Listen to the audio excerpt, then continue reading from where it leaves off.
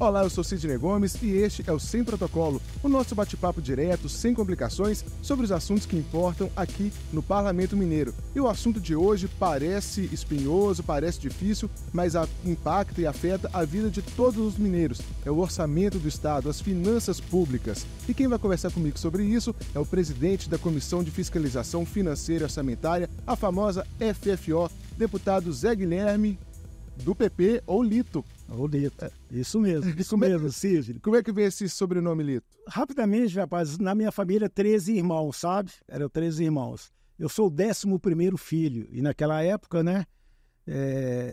10 homens e 3 mulheres, 13 irmãos. E eu, como 11º filho, nasci, e a minha mãe, por exemplo, virou para o meu pai e falou, vai lá e, exemplo, Carlos. Ok, meu pai concordava, 1 mês. Segundo mês, não, então vamos trocar, Roberto. 2 meses, meu pai não registrava. 3º mês, Antônio, ok. E aí, Sidney, 4 meses, 5 meses, 6 meses, 7 meses, aí tinha que chamar o menino de alguma coisa, O menino já estava quase indo para a Seleção Brasileira de Futebol. Quase entrando no exército. Isso, e aí veio o apelido Lito. 8 meses, 9 meses, 10 meses, 11 meses. Minha mãe um dia teve a luz, levantou, meu pai chamava José Guilherme Ferreira. Minha mãe levantou e falou assim, já sei, por que você não registra José Guilherme Ferreira Filho? Meu pai foi no mesmo dia e registrou. Era isso que ele queria. Era isso que ele queria, só que ele não queria partir dele, Esperava de alguém. A minha mãe deu a luz e ele foi e me registrou. Então, 11 meses, o menino não tinha nome. Daí veio o apelido de Lito. E hoje, Cid, na minha família, eu tenho mais de 90 sobrinhos. A grande maioria nem sabe meu nome. Uhum. É Lito. Sou avô de 9 netos, é vovô Lito. Então, do meu círculo de amizade é o Lito. E muitos deputados também na casa já me chamam de Lito. E o senhor também colocou o nome de seus filhos de Guilherme. Os homens da família são Guilhermes? Todos os homens, todos os meus irmãos têm Guilherme. Celso Guilherme, Olavo Guilherme. Guilherme. E aí, os meus 2 filhos, tem 2 filhos, o Adriano Guilherme e o Marcelo Guilherme. Virou sobrenome. Virou sobrenome. Tá certo, deputado. Vamos começar então a falar de FFO. Sim, vamos lá. Explica pra gente, para quem está assistindo, qual que é a função dessa comissão? A comissão ela analisa o orçamento do Estado. É prerrogativa do Executivo criar o orçamento, montar o orçamento, claro, embasado por algumas leis, e ele manda para casa esse orçamento.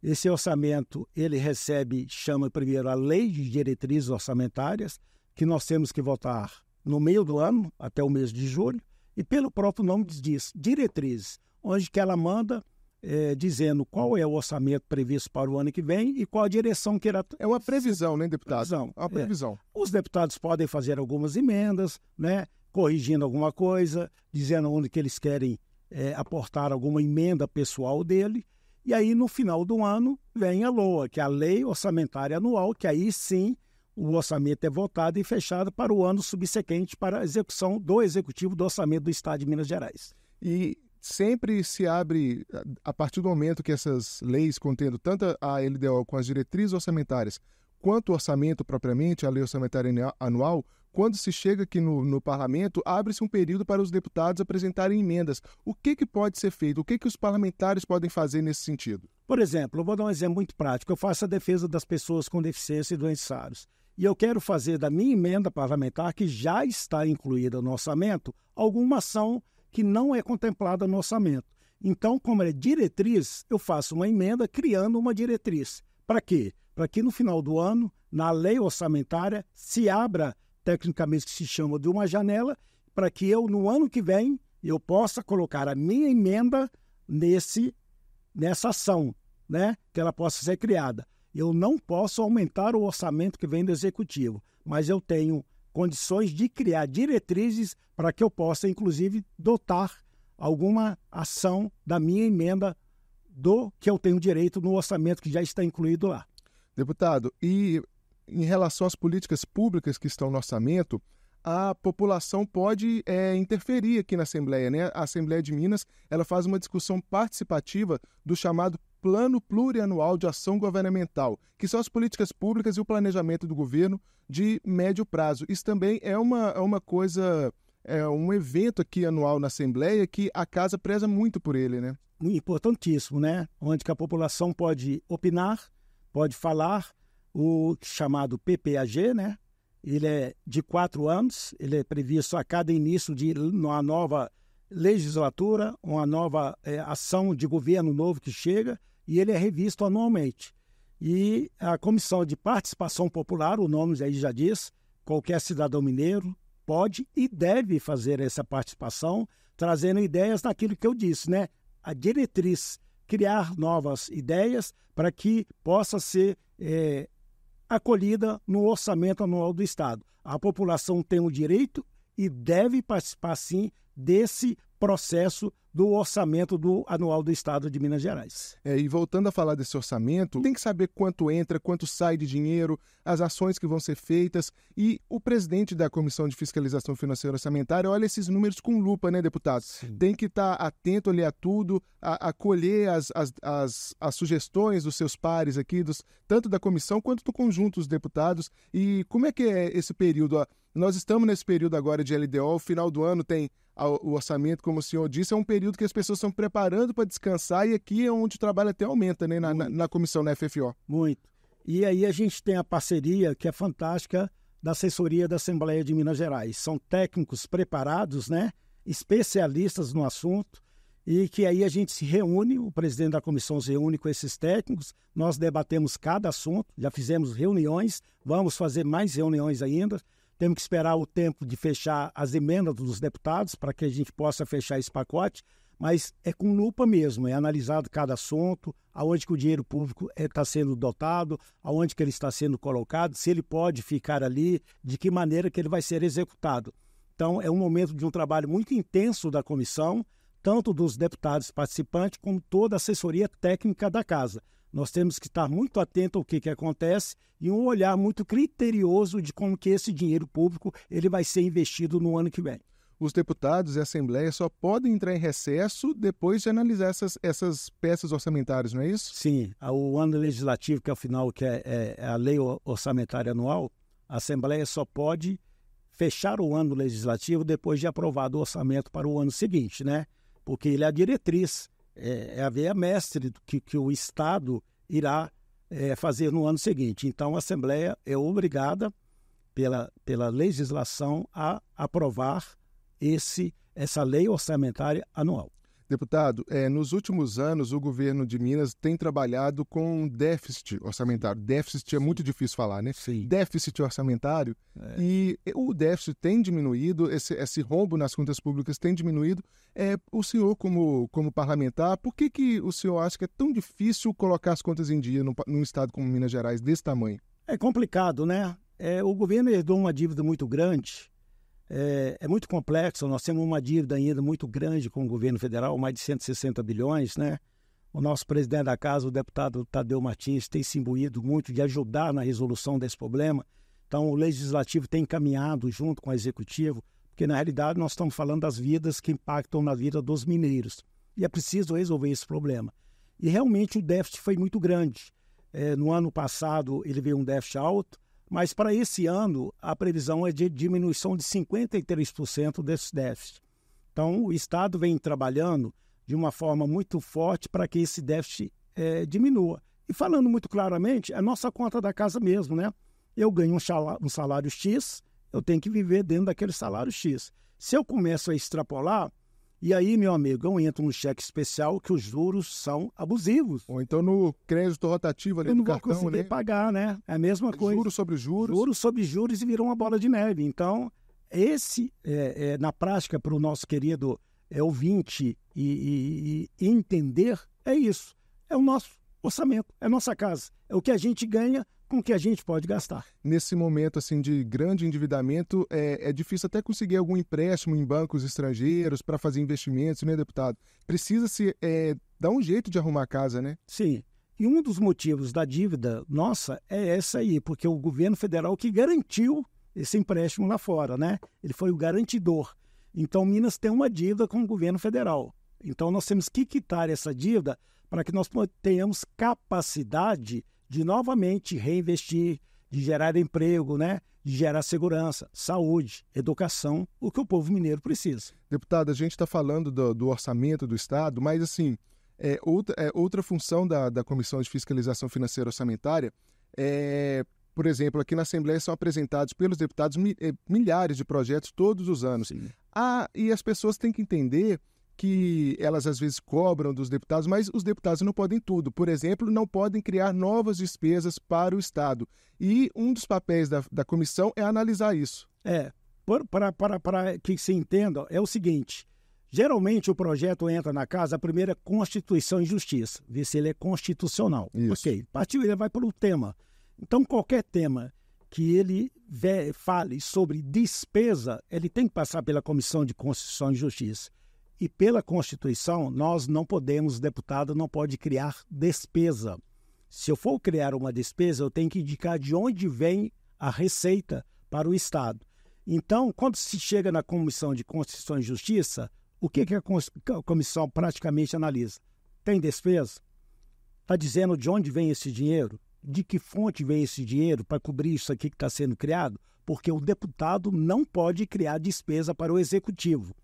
Então, esses projetos têm que ser analisados nesse impacto. Quem cria a despesa para o Executivo é o próprio Executivo. Exemplo, aumento de salário de funcionalismo público. O deputado não pode dar aumento de salário de funcionalismo público. Isso é a prerrogativa exclusiva do Executivo.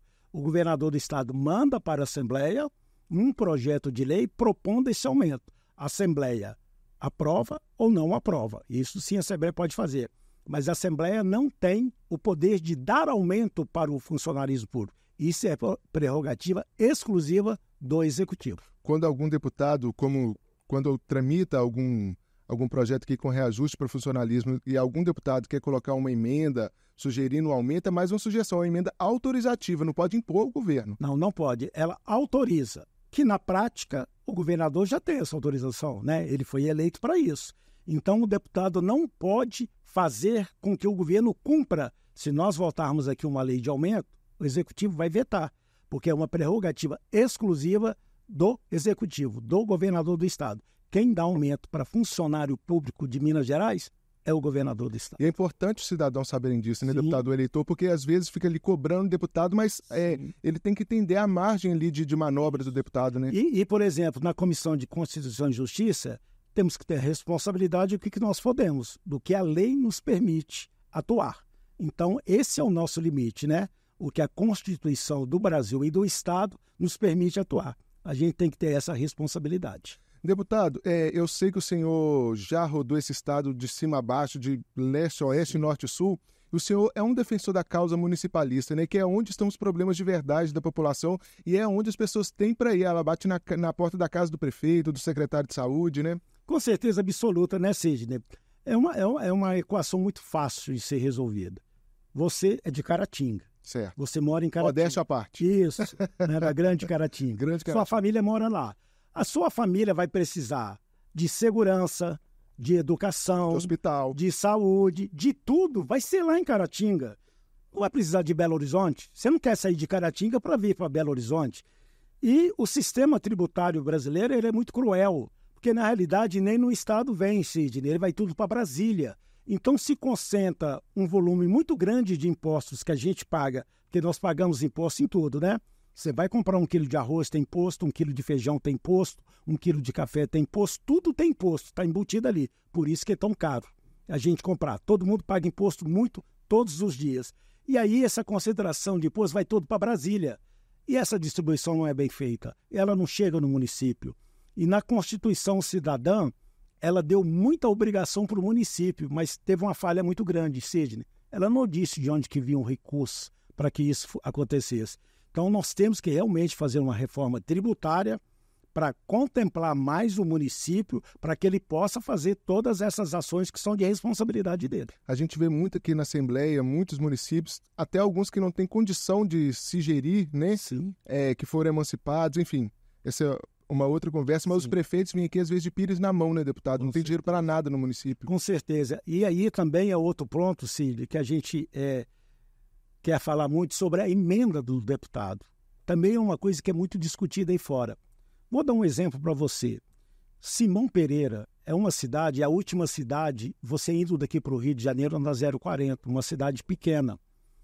Se o deputado não estiver lá presente, igual eu sou o representante de Simão Pereira, só que eu vou na cidade, eu estou perto da cidade.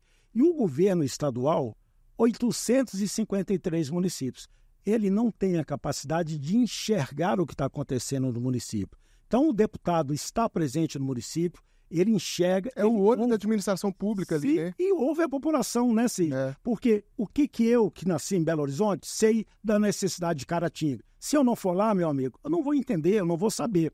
Então, o deputado está presente, ele escuta a população e aí, através da emenda parlamentar, ele faz com que essa ação, que é de política pública, chegue lá no município, chegue lá na ponta do cidadão.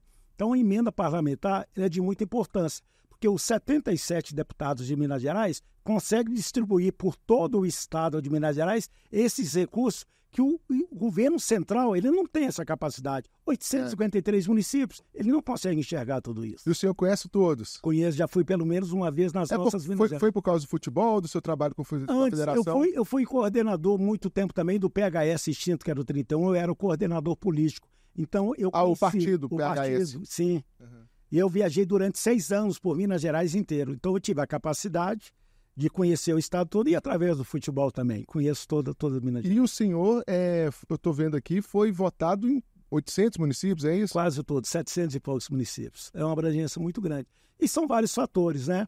Talvez uma coisa importante seja a defesa que eu faço, que não é causa política, Cid, que é a defesa das pessoas com doenças raras. É esse assunto que eu quero entrar agora. Sim, né? Todo mundo conhece, eu tenho uma história, a Mariazinha, e quero para que as pessoas saibam, teve uma cena esse ano que foi muito bonita e rodou o mundo inteiro, a gente tem certeza disso. A TNT, que é uma empresa americana, ela projetou isso para o mundo inteiro, que é o Hulk, num jogo do Campeonato Mineiro, com uma criança deficiente no colo. E a criança acaricia o rosto do Hulk e ele fica emocionado. Essa imagem foi impactante. Rodou o Brasil inteiro, rodou o mundo inteiro. E esta criança que estava com o Hulk é minha neta. E a Mariazinha. E isso deu uma visibilidade muito grande, que é muito importante essa visibilidade para os doentes raros e as pessoas com deficiência. Eu sempre, sabe, Sidney, eu gosto de falar, eu tenho que falar 2 números que são muito impactantes nisso. Primeiro número, 25% dos brasileiros, 1/4 da população brasileira, Cid, tem algum tipo de deficiência ou uma doença rara. É um número assustador, porque a gente na sociedade nós não enxergamos essa pessoa no volume tão alto. Então é muito impactante isso. E as políticas públicas têm que atuar muito fortemente sobre isso. Está melhorando muito com a visibilidade, nós falamos. E o segundo é um dado muito cruel, Sidney. É cruel o dado. 80%, olha que número, 80% das famílias em que nasce uma pessoa, uma criança com doença rara ou com deficiência, o marido abandona a família, vai embora. E aí a mulher tem coisa, né? É impressionante, Cid. A mulher tem que trabalhar, tem que cuidar, tem que sustentar e tem que lutar. Eu fui da Comissão de Defesa da Pessoa com Deficiência aqui no meu primeiro mandato. Durante 4 anos, Cid. O senhor está no segundo mandato? Segundo mandato. Fizemos várias audiências públicas sobre todos os assuntos que impactam a pessoa com deficiência. Sidney, eu nunca vi um pai sentado. Só mãe. Só as mães. Só mulheres. Então, esse dado é estarrecedor. E nós temos, para esse público, visibilidade e tudo. A sociedade tem que enxergar tudo isso que acontece. Então, no caso que eu estou contando do Hulk, que no dia foi uma ação da Federação Mineira de Futebol chamado Raros em Campo, que foi fantástico. O time do Atlético entrou, em vez do nome, era o nome de uma doença. Em vez do Hulk, o Hulk entrou com Cornélia Delange, que é a doença da Mariazinha. Todos os atletas entraram com o nome de doenças raras. Então, a visibilidade é importante. A sociedade tem que entender e tem que chegar esse grave problema no Brasil. Outro dado estarrecedor. A criança com doença rara que nasce no Brasil, ela vai 80% a óbito até os 5 anos de idade. Por quê? Porque a doença vai ser letal? Não sabe por quê? Não tem diagnóstico. Não tem o diagnóstico. Não tem o acesso também, não tem o diagnóstico. Então, se ela não tem uma doença, ela não é tratada, ela vai vir, a grande maioria, antes dos 5 anos, vem a óbito. Deputado, e essa visibilidade importante, que eu me lembro bem, não tem muito tempo, eu tenho 40 anos, as pessoas com deficiência, muitas vezes, antigamente, as famílias escondiam, deixavam ali em casa, né? Sim. Hoje, elas estão sendo vistas cada vez mais como cidadãos de direito, né? Sim, eu falo muito uma coisa, sabe? Em todas as falas, quando eu falo sobre esse assunto, quando eu termino a fala, eu falo o seguinte, sabe, Cid? Quando eu falo nós, as nossas famílias, né? Eu sou da família de pessoa com doença rara, com deficiência. Nós não estamos pedindo favor algum. Nós estamos exigindo os nossos direitos. São cidadãos brasileiros que têm o mesmo direito que você, têm o mesmo direito que eu tenho direito. Então, nós temos que exigir esses direitos. Está passando aqui, na Assembleia, teve um movimento de duas deputadas, a Maria Clara e a deputada Nayara, sobre plano de saúde. O crime que está acontecendo no Brasil. Os planos de saúde estão simplesmente cancelando contratos. Eu vi uma Estão cancelando de quem, deputado? As pessoas com deficiência, doentes raros, com os autistas. Eu vi uma mãe, no Rio de Janeiro, o filho dela em casa tinha direito a um respirador. O plano mandou uma carta para ela que ia lá buscar o respirador, que o contrato estava unilateralmente suspenso. Isso é crime. Isso é covardia, sabe o que a mãe falou? Só se me matar. Nem se chegar na minha casa com polícia e tudo, eu não dou o respirador do meu filho. Com certeza. Com certeza. Mas olha o crime que está acontecendo no Brasil. E nós temos que nos mobilizar. E a Assembleia de Minas já está se mobilizando.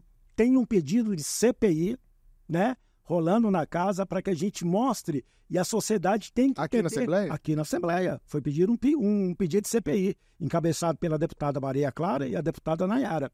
E nós temos que falar, nós temos que mostrar para a sociedade o crime que está acontecendo, não é só em Minas, não, no Brasil inteiro. Estão cancelando até de idosos, né? Chega uma cartinha lá e fala, vai ser cancelado. E unilateralmente, né, amigo? E aí, o que se faz? Como é que se faz? Os remédios para doentes raros são caríssimos, custam milhões, Sidney. Tem remédio que custa R$ 1 milhão. Como é que faz uma família que tem um plano contratado há muitos anos, vem pagando uma hora, o plano unilateralmente fala, você não vai ser mais assistido pelo plano. É terrível isso. Deputado, a Maria é sua neta mais velha? É a minha neta mais velha. Então, faz 12 anos agora em julho. Pois é, então, como toda criança, traz alegria para a família e no caso da Maria ainda trouxe uma missão para vocês, né? Não, com certeza, nós temos certeza disso. A Maria trouxe para a gente, para a nossa família, toda uma missão, sabe?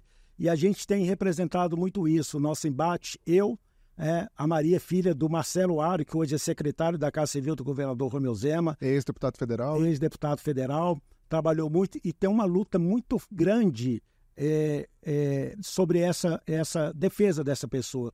E eu gostaria de aproveitar aqui, Sidney, pedir às pessoas que entrem, chama Casa de Maria.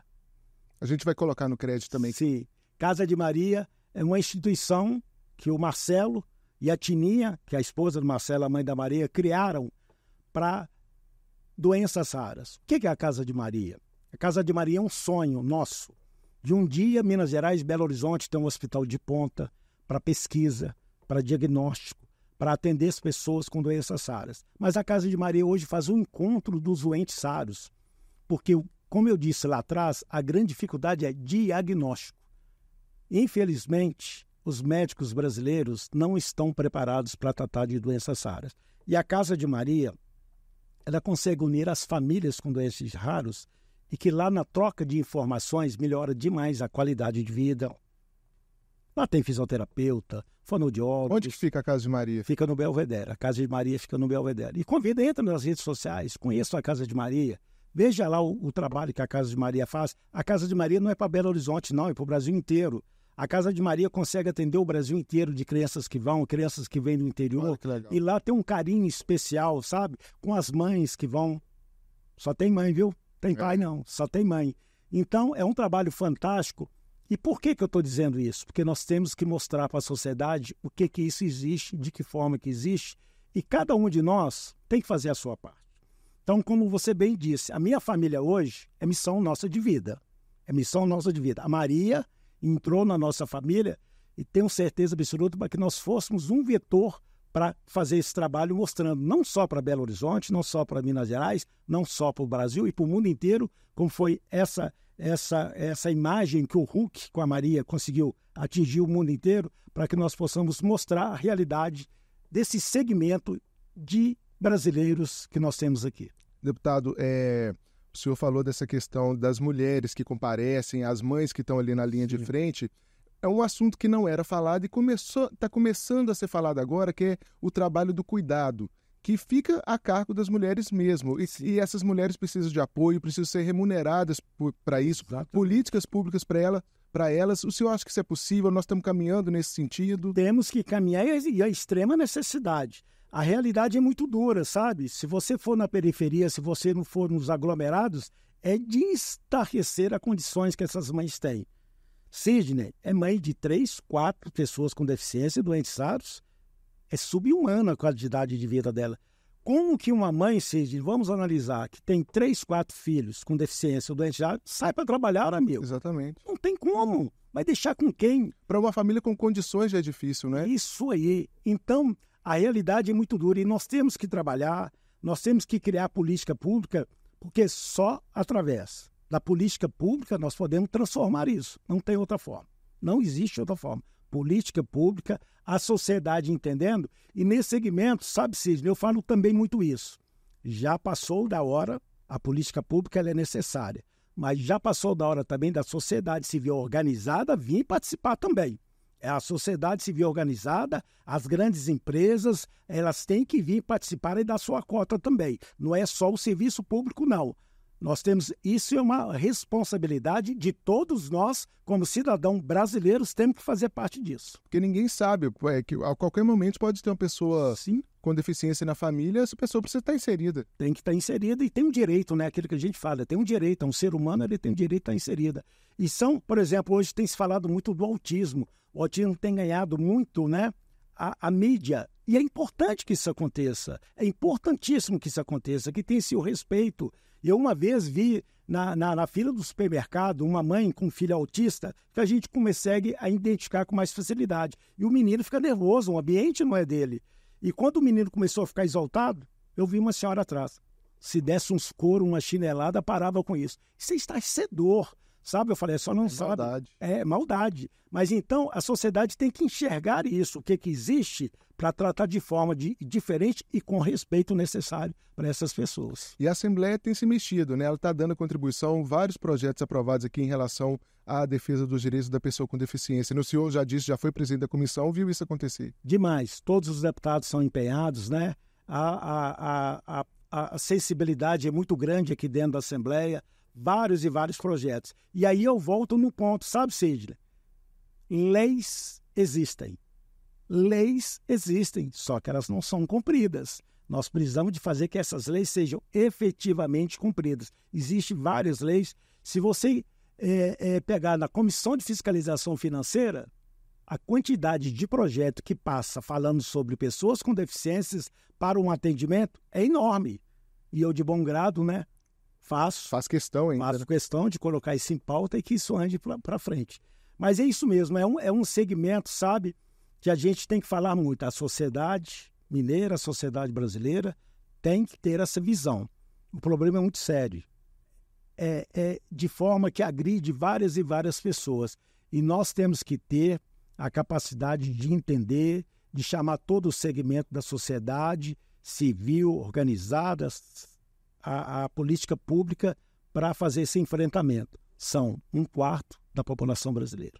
Deputado, encaminhando o final do programa, o senhor falou de netos, falou de irmãos, dos filhos. O senhor é bastante família, né, deputado? Bastante. E fiquei sabendo que o senhor é um cozinheiro de mão cheia, chama a galera lá, cozinha para todo mundo. Olha, é o meu hobby. O hobby qual que é a especialidade? Qualquer coisa. Qualquer coisa? Antigamente eu era muito egoísta, sabe? Eu fazia só o que eu gostava. E um dia, na família, eu sentado, os meus 2 filhos, pai, faz isso. Como eu não gostava. Uai, pai, mas nós gostamos. Aquilo me deu um alerta. Falou, realmente, né? Se eu estou cozinhando, é para quem está na mesa. E hoje faço de tudo, sabe? A minha preferência é a comida mineira, que eu mais gosto. Que não é comida fácil, né? Muita quantidade, né? Muita variedade. É muita variedade. Muita riqueza. Porque não adianta fazer um pratinho, é o tutu, é o arroz, é o quiabo, é tudo. E, por exemplo, eu vou te contar domingo na minha casa. Eu tenho 2 filhos, o Marcelo e o Adriano. Aí, frango. A comida do mineiro adora frango, né? O Marcelo gosta do frango molho, o Adriano gosta do frango ao molho pardo. Domingo tem os 2. Eu faço o frango ao molho pardo. Então, para que a família agrade a família inteira.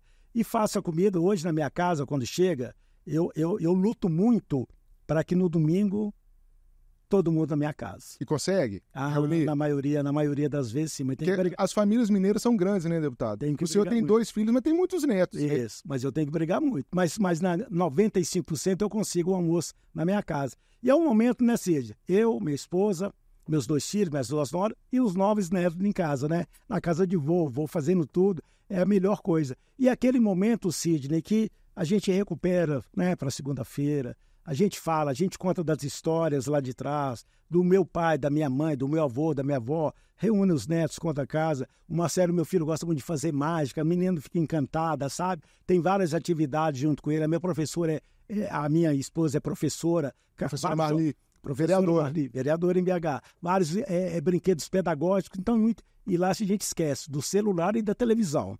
E esse momento não. No domingo, na casa do avô e da avó, é diferente, sabe? É a família vivendo, é a família conversando.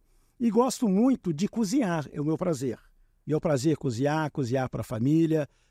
Os netinhos pedem o vovô Lito, né? Vovô Lito faz isso, vovô Lito. E o vovô Lito faz sorvete também, tem isso? Tem isso, rapaz. A meninada lá tem uma grande... Aí já é outro patamar, fazer sorvete, ter máquina de sorvete em casa. Outro patamar. E faço o vovô Lito, faz o sorvete para as crianças. Eles adoram. E eu tenho uma característica disso aí, eu faço sorvete natural, sabe? Eu não uso nada químico, não há nada. Mas, rapaz, qual que é o sorvete preferido dos netos? É o sorvete de flocos. É o flocos. O de fruta, faz lá, experimenta, olha assim. O meu sorvete de manga, modéstia à parte, é delicioso. Olha só. Mangubá, só fruta, delicioso. Mas o preferido dos netos é o sorvete de flocos. Fazer o quê? Tem que fazer, né? Então não é só paizão, é vozão também. Vozão, com certeza. Vozão e com muita alegria, né? Eu tenho uma camisa que eu comprei, sabe? Eu para mim e para minha esposa. Você não manda em mim. Você não é nem meu neto e nem minha neta. Ponto final. Ponto. Recado tá dado. Tá dado. Deputado, muito obrigado pela sua presença aqui, foi ótimo. Obrigado, Cid. Um grande prazer, né? E parabenizar pelo programa, né? Um jeito diferente, né? De bater o papo. Mais leve, né? E mostrar o outro lado do deputado, né? Para mostrar o quê? Somos iguais, né? Todo mundo é igual, todo mundo tem família, todo mundo tem dificuldade, todo mundo faz um trabalho. Muito bacana e parabéns à TV Assembleia e a você que está apresentando o programa por essa inovação. Muito bacana, muito bom. Muito obrigado, deputado. O Sem Protocolo está na programação da TV Assembleia e no streaming no nosso portal lmg.gov.br. Está também no YouTube em formato de videocast e também o podcast no Spotify, Deezer, Apple Podcast. Não tem motivo para ficar de fora. Obrigado pela sua companhia e o programa de hoje, esse episódio, foi dirigido por Eric Araújo, a produção é de Tatiane Fontes, áudio Ricardo Amaral, edição de Vitor Caldas e Rodes Valadão. Até o próximo.